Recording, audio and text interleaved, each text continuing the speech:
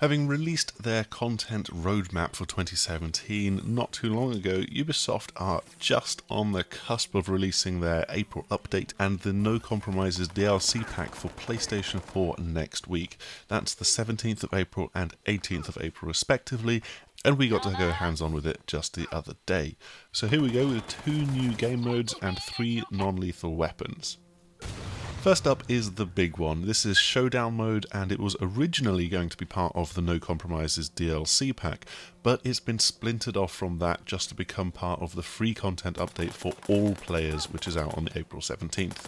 It's a new 2v2 game mode that you can either hop into with a buddy alongside you or just matchmake on your own, and it then pits the 2 pairs of players against each other across a handful of different game types. There's 3 game types here. You've got Doom Load, which is a King of the Hill style game mode where you need to get to and hold a particular point on the map until you've downloaded all of the data. If an enemy player gets into the same zone as well, it will interrupt the download, so there's a bit of a cat and mouse whenever that happens, as you're both trying to hunt the other one down, or, just try and survive and avoid being hunted. However, if you have both people from a team on the point, the download will go a bit faster, and it will also mean that both of the other team need to be on the same point to pause the download.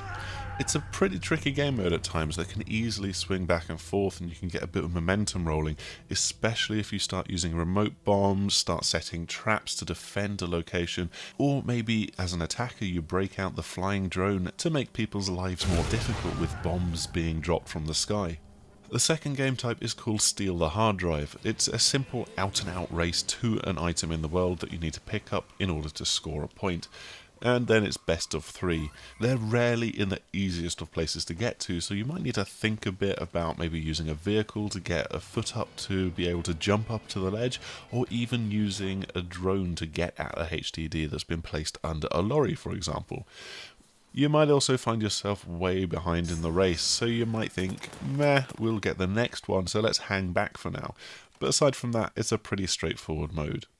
Finally, there's Erase/Protect the servers, with one team attacking while the other one defends. There's always 3 servers, and they're dotted around a particular location, and they need to have a physical hack in order for the attackers to claim them or turn them off or whatever it is you're doing. This means that as the servers drop and are taken, the defenders can gradually draw their defences in onto a single point, making the attacker's job that much trickier. With the pressure of the clock ticking down, this might actually just be my favourite of the 3 modes, especially when you manage to crack the nut of a particularly tricky defence at a difficult to get to server, or maybe think outside the box a little and sneakily use a drone to do the hacking for you. What's great about Showdown as a whole is that it just keeps on flowing from one game type to the next. There's no real end point, with each little mode self-contained and just proclaiming that one side is the winner and the other side the loser, and then going on to the next game type. It's just little morsels of multiplayer gameplay. My only real complaints are that you can't revive your teammate, and that means that you have to respawn each time you die. And respawning in an open world game always takes much longer than you would like it to. You also can't change your loadout after a mode has started, so you need to choose wisely or you might be stuck with guns that really aren't suitable. Players just getting the free update will also get access to the new Paintball Rifle, which is quite a bit of a laugh. It's pretty accurate, the clips are big so reloading doesn't really interrupt too often, and I think it would be deemed a non-lethal weapon in the main game. Of course, for multiplayer that means that it's going to take a little bit of time to take someone out, but you can use it to spatter enemies in paint, which covers their screen in paint as well, making it more difficult for them to hit you because, they can't see you, there's just paint all over their screen. It's also pretty good for drawing willies on the wall, it must be said. Non-lethal weapons are also part of the paid No Compromises DLC. You've got the new air shotgun, which can push items around the world, and that I really quite liked using. And then there's also the taser sniper rifle, which can knock someone out cold in 2 shots.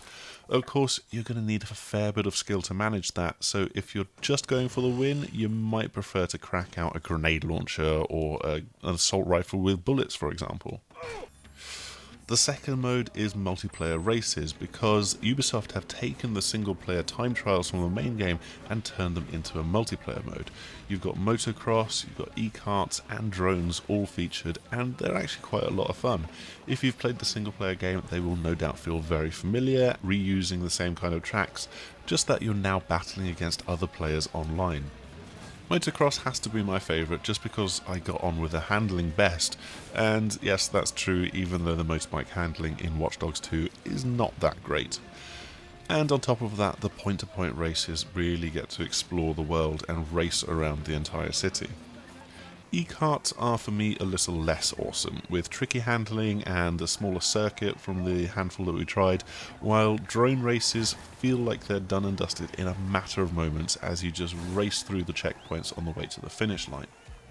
Across the board, the racers that are not in the lead get a lot more of a boost to try and catch up to the leader, which can definitely help, but it has to be said that if you've got a good opponent in the lead, then you're not really going to catch them up. But the real reason why motocross is my favourite is that I just love being able to hack vehicles during the sections where you're racing along a road, potentially creating a bit of a distraction for someone just ahead of you as a truck veers in front of them, or, I must admit, more likely managing to create trouble for myself. That's all for this quick look at next week's multiplayer content. We'll return in another video to take a look at the No Compromises single player content, but that's all for the multiplayer side of next week's update. In the background you can see me fiddling with some of the new customization options, which are, well, questionable at least. As always, give us one woof for a thumbs up and two woofs for a subscribe, and feel free to come sniffing around to the6thAxis.com for tons of other gaming news, previews and reviews, and hopefully we will see you again soon. Goodbye!